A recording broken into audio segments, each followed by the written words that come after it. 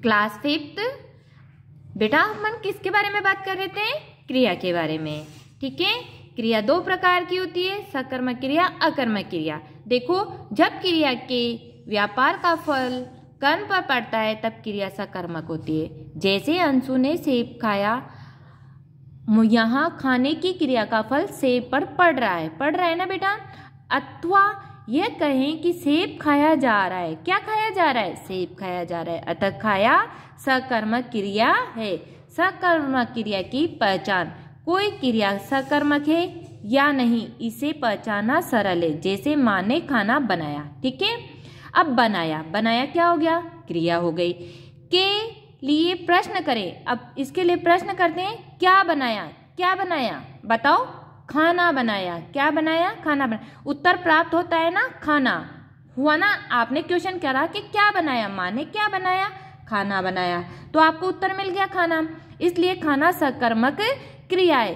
क्रिया के साथ कर्म है या नहीं इसकी पहचान करने के लिए क्रिया के साथ क्या प्रश्न करने पर यदि उत्तर मिल जाता है तो सकर्मक क्रिया होती है। आपको प्रश्न करना है, क्या और क्या से प्रश्न करके आपको प्रश्न करना है और आंसर आपका उसमें मिल जाता है तो सकर्मक क्रिया होती है। जिसमें आंसर मिल जाता है वो सकर्मक क्रिया होती है, जिसमें आंसर आपको नहीं मिलता है वो अकर्मक क्रिया होती है। जिस क्रिया में कर्म पाया जाता है वह सकर्मक क्रिया कहलाती है। क्वेश्चन आपका बन सकता है कि सकर्मक क्रिया किसे कहते हैं, आपको बताना है। जिस क्रिया में कर्म पाया जाता है वह सकर्मक क्रिया कहलाती है। मैं पूछती हूँ आपसे, सकर्मक क्रिया किसे कहते हैं? बताओ मुझे। जिस क्रिया में कर्म पाया जाता है वह सकर्मक क्रिया कहलाती है। वेरी गुड, ओके, यहाँ तक आपको समझ में आ गया बेटा।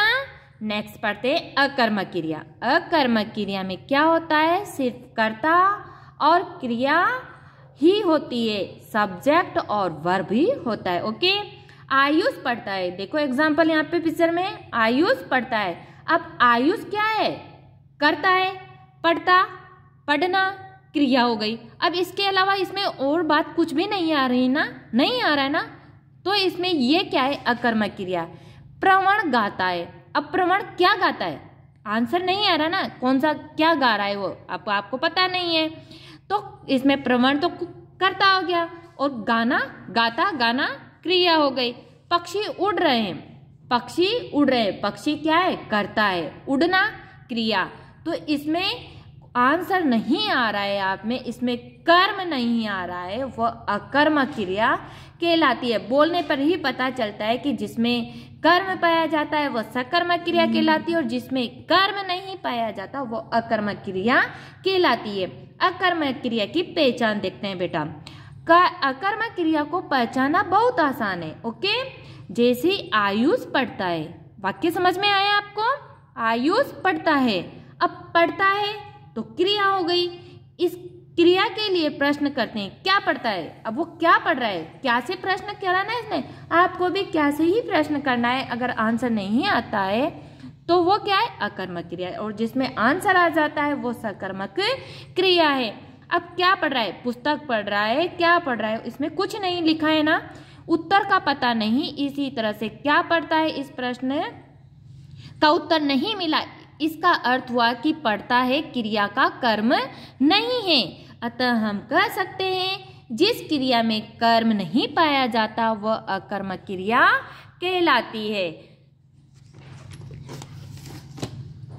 अकर्मक क्रिया पहचानने के लिए क्रिया के साथ क्या, कहाँ, किसे आदि प्रश्न शब्द लगने पर उत्तर नहीं मिलता तो अकर्मक क्रिया होती है। आपको प्रश्न बनाना है, किससे बनाना है? क्या, कहाँ, किससे आदि प्रश्न वाचक शब्द लगने पर उत्तर नहीं मिलता है तो वह अकर्मक क्रिया कहलाती है। हिंदी में अकर्मक क्रिया से सकर्मक क्रिया बनती है। जैसे अकर्मक देखो यहाँ पे और सकर्मक देखो, मरना अकर्मक, मारना, घिरना, घेरना, उठना, उठाना, उड़ना, उड़ाना, लूटना, लुटाना, खुलना, खोलना, कटना, काटना, चलना, चलाना। ध्यान देना, यहाँ पे नोट है कि यदि वाक्य में कर्म उपस्थित न हो, यदि वाक्य में कर्म उपस्थित न हो किंतु क्रिया को इसकी अपेक्षा हो तो वह क्रिया सकर्मक क्रिया कहलाएगी। जैसे प्रवण पढ़ता है। अब प्रवण पढ़ता है, बताओ कर्म की आवश्यकता किसकी है, इसमें क्या पढ़ रहा है। अभी जैसे अंजलि पढ़ती है, अंजलि क्या पढ़ रही है, पुस्तक पढ़ रही है। कौन सी पुस्तक पढ़ रही है ये आपको पता नहीं है ना, तो इसमें पुस्तक किसकी आवश्यकता है, कर्म की आवश्यकता है। तो पुस्तक इसमें कर्म है। नीता खा रही है, यानी तनिष्का क्या खा रही है, आप तनिष्का हो तो क्या खा रही है, आम। तो इसमें किसकी चीज की आवश्यकता पड़ रही है, आपको कर्म की आवश्यकता पड़ रही है। सकर्म से अकर्म में परिवर्तन, सकर्म क्रिया। राजेश पुस्तक पढ़ता है। अब राजेश क्या पढ़ रहा है, क्यों आंसर मिला आपको, पुस्तक। क्या मिला, पुस्तक। अकर्मक क्रिया में राजेश पढ़ता है। ओके, समझ में आया। सकर्मक क्रिया, नेहा कुर्सी पर बैठी है। मिल गया ना आंसर, नेहा कहाँ बैठी है, कुर्सी पर। अकर्मक क्रिया का एग्जाम्पल है नेहा बैठी है। अब समझ में आ रहा है आपको। सकर्मक क्रिया, पिताजी कार्यालय से आए।